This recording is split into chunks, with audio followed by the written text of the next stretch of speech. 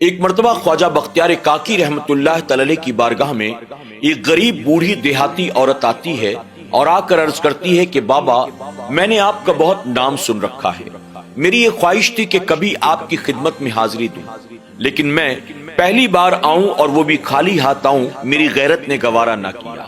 میں انتظار میں تھی کہ کہیں سے اگر کوئی انتظام ہو گیا تو کوئی نہ کوئی تحفہ لے کر آپ کے لیے آؤں گی۔ وقت گزرتا گیا، کہیں سے کوئی انتظام نہ ہو سکا۔ آج آخر جب میرا دل نہ مانا تو میں آپ کی خانقاہ کی طرف چل پڑی۔ میرے پاس آپ کو دینے کے لیے اور تو کوئی تحفہ نہ تھا، میں اپنے گھر سے ایک مرغی کا انڈا لے کر آئی۔ اگر آپ مجھ غریب کا یہ تحفہ قبول کر لیں گے تو آپ کا مجھ پر بڑا کرم ہو جائے گا۔ خواجہ بختیار کاکی رحمت اللہ تعالی نے اپنے ہاتھوں کو آگے بڑھایا اور کہا کہ مائی لا، تیرا تحفہ ہمیں قبول ہے۔ اس عورت نے مرغی کا معمولی سا انڈا خواجہ بختیار کاکی رحمت اللہ تعالی کے ہاتھوں پر رکھ دیا۔ آپ نے اسے اپنے قریب کیا، اس کے بعد 3 مرتبہ آپ نے سورہ اخلاص کو پڑھ کر اس مرغی کے انڈے پر دم کیا۔ اللہ کے ولی کا دم کرنا تھا کہ مرغی کا معمولی انڈا سونے کے انڈے میں تبدیل ہو گیا۔ اس بوڑھی عورت نے دیکھا تو اس کی آنکھیں پھٹی رہ گئیں۔ آپ نے ہاتھ آگے بڑھایا اور کہا کہ مائی، اسے لے لے۔ اس بوڑھی عورت نے کہا کہ بابا، کیا میرا تحفہ قبول نہیں؟ آپ فرماتے ہیں کہ مائی، تم مرغی کا معمولی انڈا لے کر آئی تھی، ہم نے اسے قبول کر لیا۔ یہ سونے کا انڈا ہماری طرف سے تمہارے لیے تحفہ ہے، تم بھی اس کو قبول کر لو۔ اس بوڑھی عورت نے خوشی خوشی وہ سونے کا انڈا لیا، الوداع کیا اور اس کے بعد بھاگتی ہوئی اپنے گھر واپس آئی۔ گھر کے اندر جو سب سے سیف جگہ تھی، اس نے اس سونے کے انڈے کو وہاں پر چھپایا۔ گھر کے کھڑکی دروازے سارے بند کیے، باہر سے تالا لگا کر اپنے شوہر کو بلانے کے لیے چلی گئی۔ اس کا بوڑھا شوہر کسی اور کے کھیت میں دن بھر مزدوری کرتا تھا اور اسی مزدوری کی وجہ سے جو محنتانہ ملتا تھا، اسی پر دونوں کا گزارا ہوتا تھا۔ بیوی اس کے پاس پہنچی اور پہنچ کر کہا، آپ جلدی سے گھر چلے، مجھے آپ سے کچھ بات کرنی ہے۔ شوہر نے کہا، ابھی تم گھر جاؤ، کام مکمل کرنے کے بعد میں گھر آ جاؤں گا۔ بیوی نے کہا، مجھے ارجنٹ بات کرنی ہے، اس لیے آپ جلدی چلیں۔ شوہر نے کہا کہ اگر میں کام پورا نہیں کروں گا، مزدوری نہیں ملے گی تو رات ہم کھائیں گے کیا؟ اس لیے ابھی تم چلی جاؤ، میں کام پورا کرنے کے بعد مزدوری لے کر فوراً گھر آتا ہوں۔ بیوی نے کہا، اگر تم میری بات کو مان لو گے تو یاد رکھنا، آج کے بعد نہ تمہیں کچھ کرنے کی ضرورت پڑے گی، نہ مجھے کچھ کرنے کی ضرورت پڑے گی، بلکہ ہم دونوں اطمینان و سکون کی زندگی گزاریں گے۔ شوہر نے کہا، بھلا ایسی کون سی بات تو بتانے والی ہے؟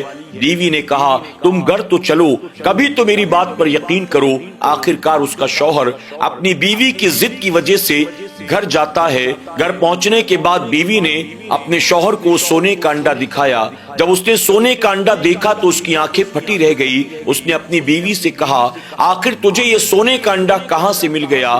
بیوی نے اس کو دن بھر کا سارا معاملہ بیان کیا۔ شوہر یہ سن کر بڑا خوش ہوا۔ اس نے کہا، چلو، اللہ تبارک تعالیٰ نے بڑھاپے میں ہم پر ایسا فضل و کرم فرما دیا کہ ہمیں سونے کا انڈا مل گیا۔ اب ہم دونوں اطمینان و سکون کے ساتھ اپنا بڑھاپا گزار سکتے ہیں۔ اب نہ کچھ محنت مشقت کرنے کی ضرورت ہے، نہ کسی کے سامنے ہاتھ پھیلانے کی ضرورت ہے۔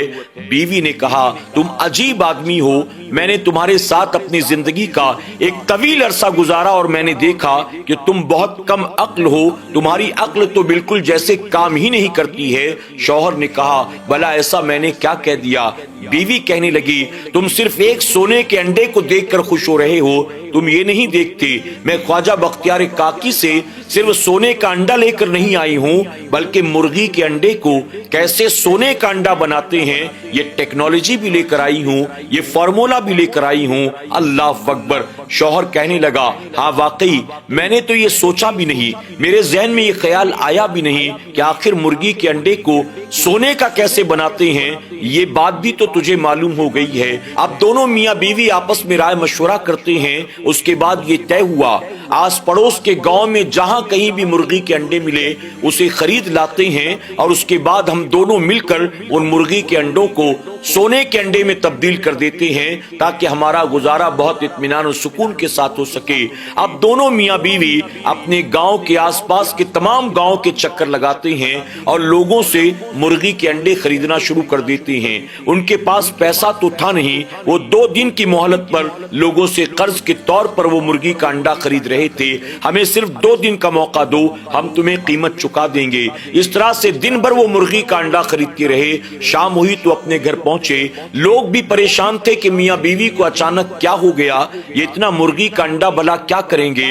दोनों मियाँ बीवी घर आते हैं। उसके बाद मुर्गी के अंडों को एक जगह पर मुसल्ले पर सजा कर रख देते हैं। फिर मियाँ बीवी में ये तय होता है, बीवी कहती है पहले मैं सो जाती हूँ, आधी रात तक तुम सूरह इखलास पढ़ पढ़ कर इन पर दम करो। जितने तुम सोने के बना लोगे अच्छी बात है, फिर जो बचेंगे मुझे उठा देना, मैं उनको सोने का बना दूंगी। अब शौहर वजू करके मुसल्ले पर बैठता है, सूरह इखलास की तिलावत शुरू कर देता है। बीवी इत्मीनान से सो जाती है। शौहर ने 3 मरतबा सूरह इखलास पढ़ा और उसके बाद तमाम अंडों को दम किया। एक एक को उठाकर चेक किया, एक का रंग भी नहीं बदला था। उसने फिर से 3 बार पढ़कर दम किया, फिर से चेक किया, अब तक एक का भी रंग नहीं बदला। उसने फिर से 3 बार पढ़ा, उसके बाद फिर से दम किया। इस तरह वो आधी रात तक मुर्गी के अंडों पर सूरह इखलास पढ़ पढ़ कर दम करता रहा, लेकिन किसी को सोने का बनाना तो दूर की बात, एक का रंग भी तब्दील न हो सका। आधी रात तक उन पर दम करने के बाद वो थक गया। अपनी बीवी को जगाता है और जगा कर कहता है, तूने सुना कुछ और, उन्होंने पढ़ा कुछ और होगा।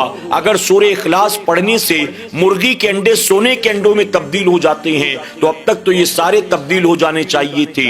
आधी रात गुजर गई, मैंने न जाने कितनी बार सूरह इखलास पढ़ पढ़ कर दम कर दिया, लेकिन एक का रंग भी नहीं बदला। अब अगर मैंने और दम किया तो मुमकिन है कि सुबह होते होते मेरा दम निकल जाए। अब तो उठ, मैं सोता हूँ, अब तेरी बारी है। जब बीवी ने ये सुना, अपने शौहर को बुरा भला कहने लगी, तुमसे जिंदगी में कभी कुछ भी नहीं हुआ, मैंने खामखा में तुम पर भरोसा किया, अपने वक्त को मैंने बर्बाद कर लिया। अगर अब तक मैं दम कर रही होती तो मैं सारा सोने का बना देती। शौहर कहता है, ठीक है, मैं गुनाहगार हूँ, तू बड़ी नेक है, चल तू ही इसको सोने का बना दे। अब शौहर सो जाता है।